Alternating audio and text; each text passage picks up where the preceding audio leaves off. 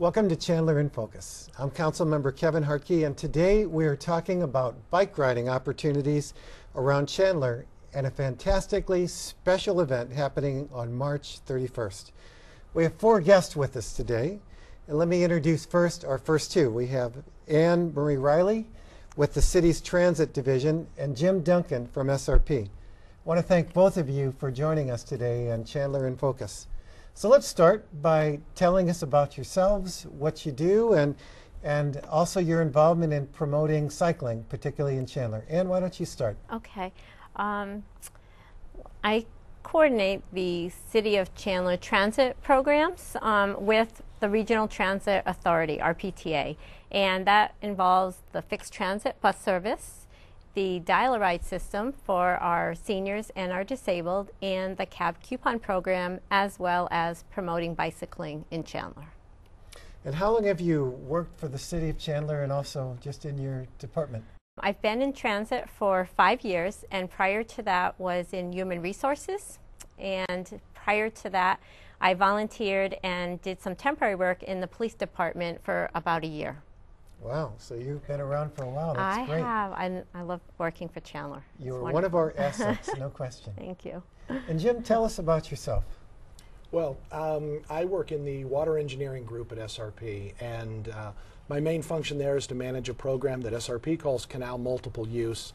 And really what that is allowing the cities to utilize the canal banks for recreational purposes, primarily bike trails, public art, and some educational opportunities. And I've been at SRP long time, about 28 years. Wow, wow, very good.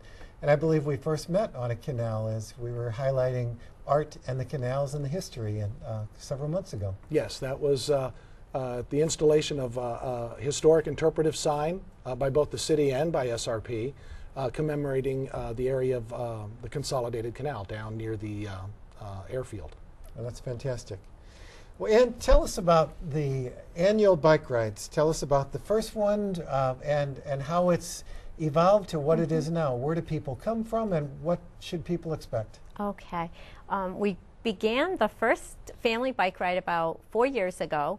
And the main reason we first began it was right around the same time that our Chandler Park and Ride was open. So it was very close to the Paseo Trail. So I thought it'd be a great opportunity to show people how they can walk or ride their bike along the canal to get to a bus to go into downtown Phoenix.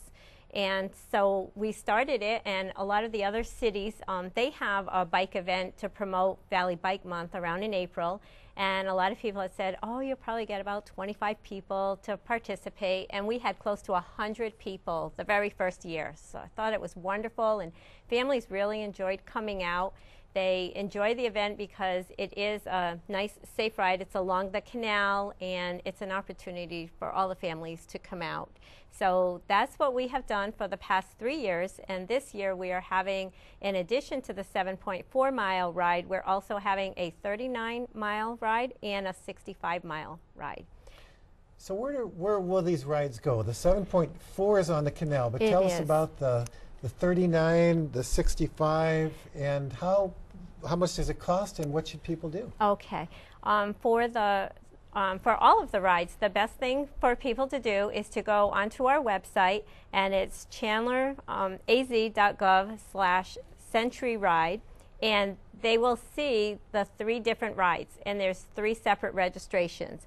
The family ride is free, and then the 39 and 65-mile ride, there is a cost. It's a $35 registration fee, and both of them go through Chandler. The 65-mile ride goes a little bit out through some of Phoenix, Maricopa, Gila River, and then back to Chandler. And they begin at the Tumbleweed Recreation Center, the park, and so they start there and they end there, and then there'll be an expo as well. So at Tumbleweed Park, there's going to be an expo, and for people to be part of this, they can all sign up online. And what are the costs again? It's $35 for the 39-mile and the 65-mile. The family ride is free, and if people are encouraged to pre-register because it's more reasonable to pre-register. If they wait till the day of the event, the cost does increase by $10, so it would be $45. I understand that I was the first one to sign up, You so were, I will be you wearing were. number 1. Yes. I will not be number 1 at the end of the race, but at least I will be wearing number 1. That's so great. That That's will great. be fun. So let's talk about Chandler's bike paths in general. We've recently won awards for being a bike-friendly city, so tell us Yes. about our bike paths and cycling in Chandler. Well, we have over 100 miles of bike lanes within Chandler. We have our Paseo Trail, we have our Western Canal, and we have the SB Park, which is for, I think it's like, is it BMX, I think? Those type of bikes. So it's a variety, and it has all types of riders. So you can have your more serious riders who like to go along the roads, and then you have your leisurely riders that can go along the canals.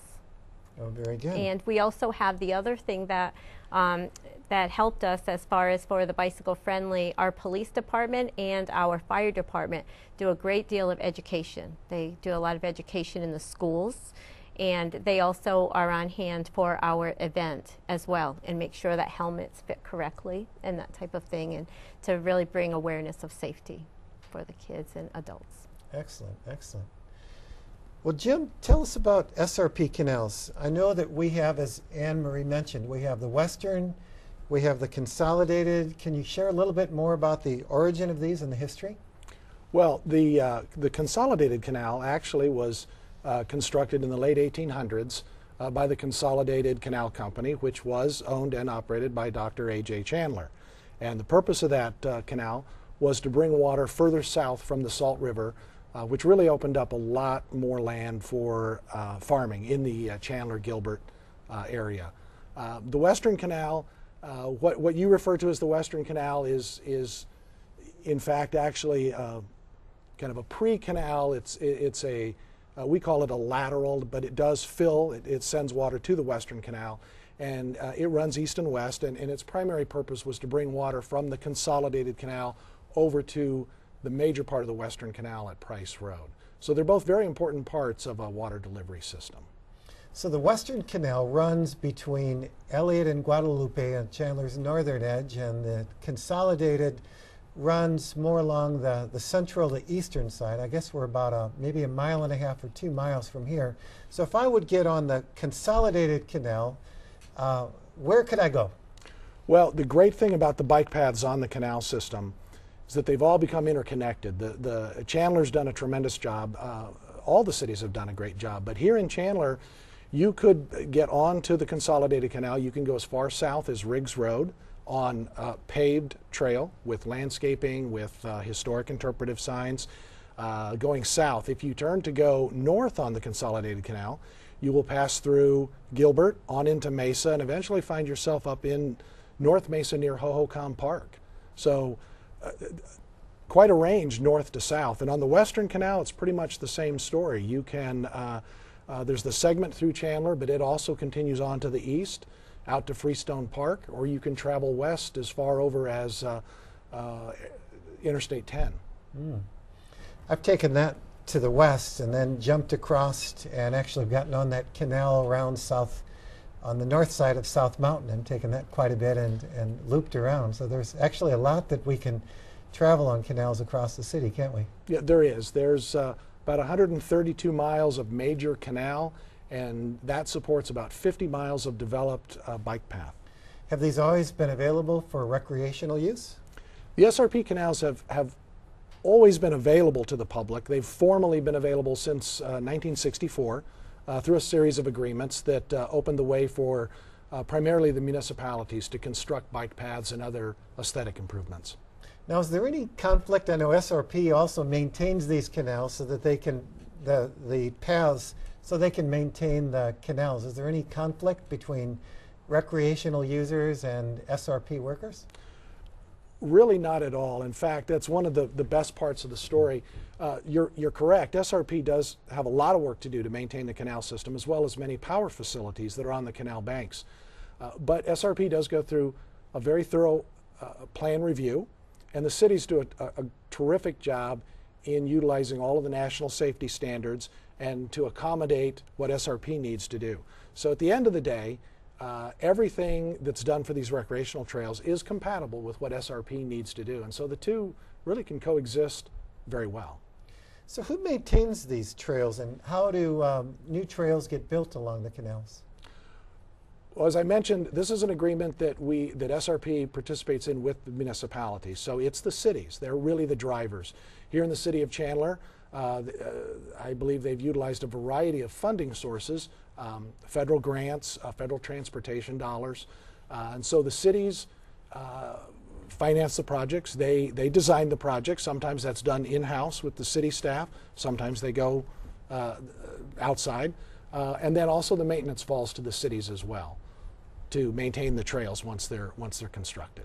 Okay, so SRP is in agreement and a partner, but the cities are the ones that maintain, actually make them aesthetic. Yes, and, it is. The trails are a city amenity that through a license agreement that they construct on the SRP canal banks. You know, it's rare that I ride the canals whenever I can if I'm not doing a longer ride, and this weekend I was on the Western going each direction on different days, and I love the fact that they're always being used. It seems like more and more people in the morning or the afternoons are enjoying these amenities in our community.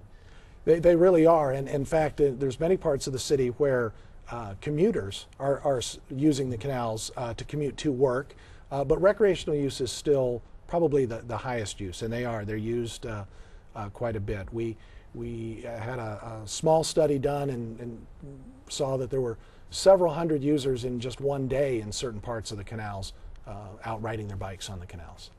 So how have these trails changed through the years? Is there, obviously as cities have joined in more, but has there been any new trails, or has it just been taking care of that which has been here? No, really, most of the trails that exist today, of the 50 miles I mentioned, that's all been constructed in the last 10 or 12 years. Some of that is due to some changes at SRP. Some of the methods that we use to maintain the canal have become less mechanical, and that has opened up opportunities to design more amenities on the canal banks. So what you see today, compared to some of the original paths that were possibly just a sliver of asphalt, but today the paths contain landscaping, path lighting. I know the city of Chandler's incorporated solar lighting, and a public art element has really added to it. Interpretive signs, directional signs, amenities for pedestrians and for bikers to stop, and there's pet stations and seating areas, and so those are the elements that have really changed the most over the last several years. Do you have a favorite canal that you like, or that you like to utilize? No, I don't have a favorite canal. There's some segments of the canal that have more grade to them through Papago Park, but maybe the flatter canals are a little easier to navigate, and which most are, and they're great for great opportunities for families to get out with their kids, because they're safe, and they, as we mentioned, the amenities include signalized pedestrian crossings for people to get across the streets. So it's really done, the cities have really done a tremendous job providing this amenity. So for someone who is riding or jogging, what safety recommendations would you make, particularly as we're crossing intersections? What precautions would you suggest for joggers or riders? Well, first and foremost, I would remind everyone that despite the fact that SRP has reviewed the plans and the cities have followed all of the safety standards, the canals are still a working canal system. And so people will encounter equipment, and you just need to be mindful of your surroundings in that sense. And sometimes work encumbers the canal bank, and be mindful. Don't try to crowd the work sites when you do see them.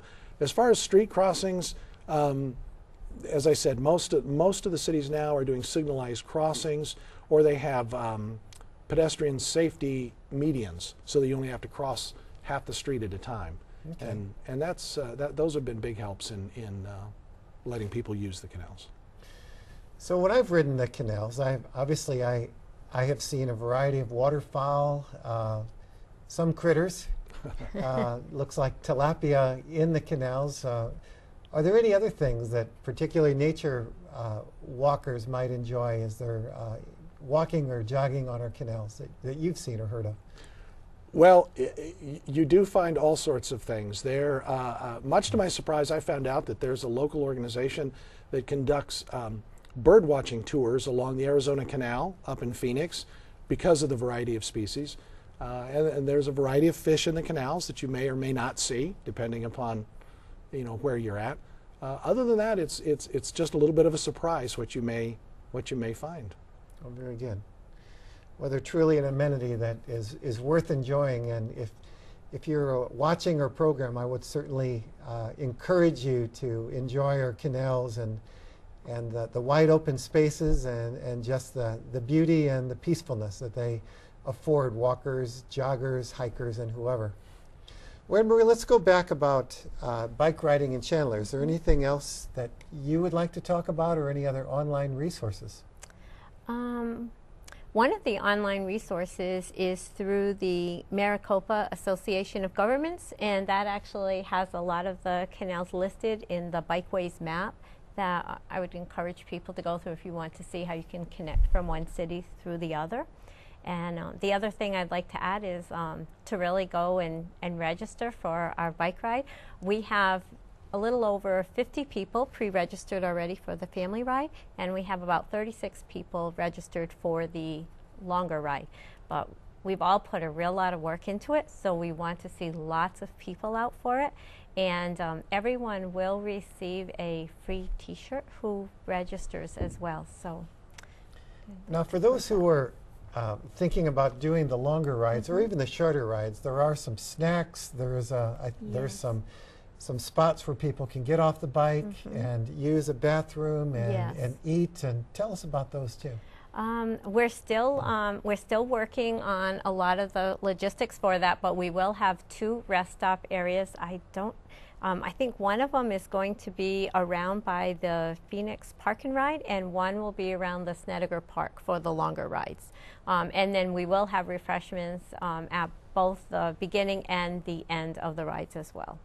And plenty of restrooms, and we're still working on a lot of the different type of items that will be given away, but we'll have lots of things. Okay. It will be really lots of fun, and I hope and pray that we have nice weather. No rain that day. Very good. Well, I'm already signed up for the 65 mile, and I'm excited about that. Jim, how about you? Are we going to get you on this bike event? And well, I think I'm on the spot now, so it looks like I'll be registering, but maybe not for the 65-mile ride. So maybe the 39, or Anne Marie can always use lots of help in all the events with the smaller one as well. Well, it's been a pleasure to have you two as our guests this show, and we're excited about cycling and using our canals in Chandler. Well, we're going to take a short break, and then we will be back with 2 more of our guests, and specifically talking about avid cycling in Chandler.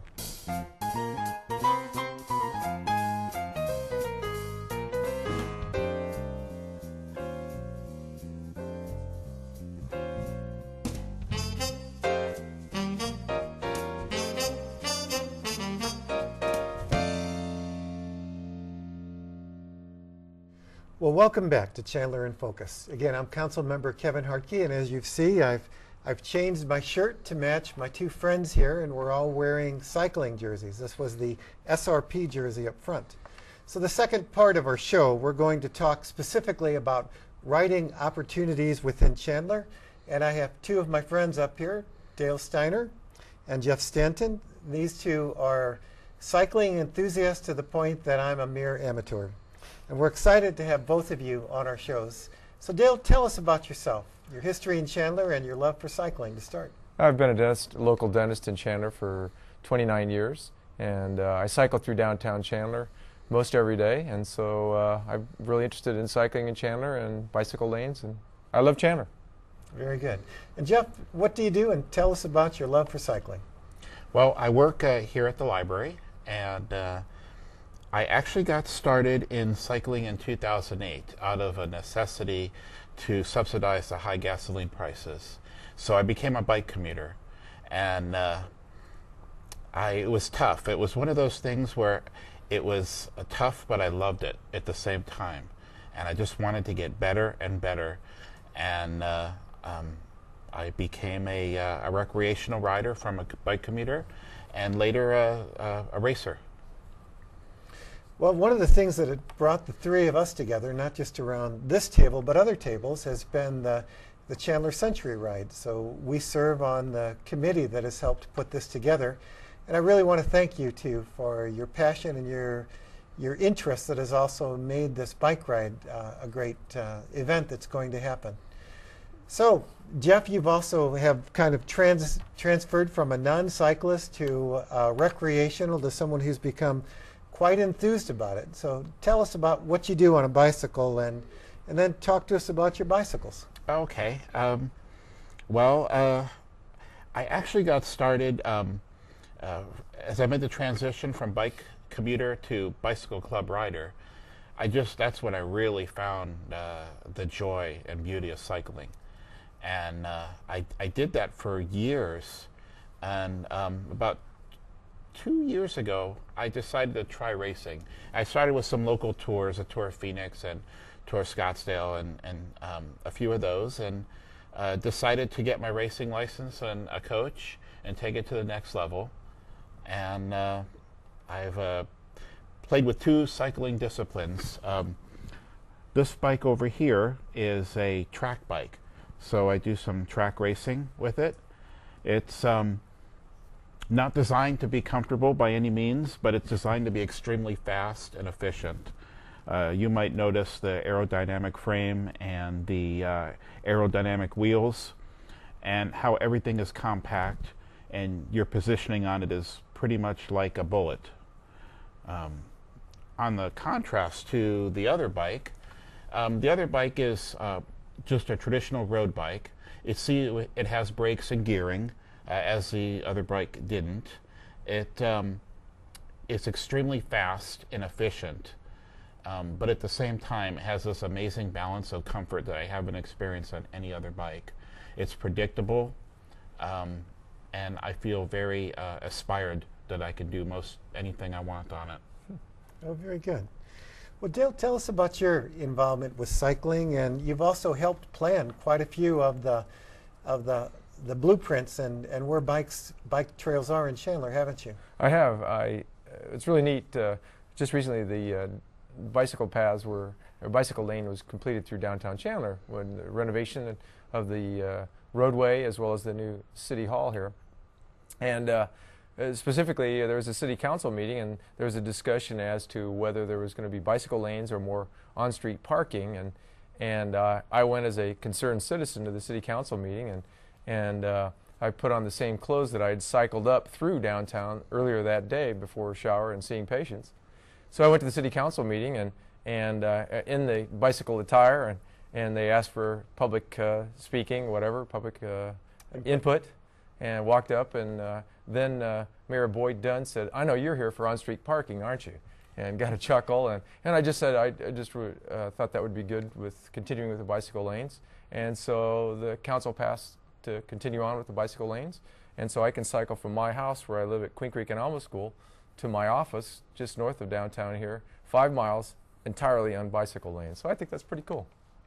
You know, I was not on council during that, but I was at that meeting, and I actually recall and remember you getting up and talking about that, because there was discussion of whether there should be bike lanes during that, and I remember many of the comments. And did you notice I was sitting by myself in the back since I had the smelly clothes from the...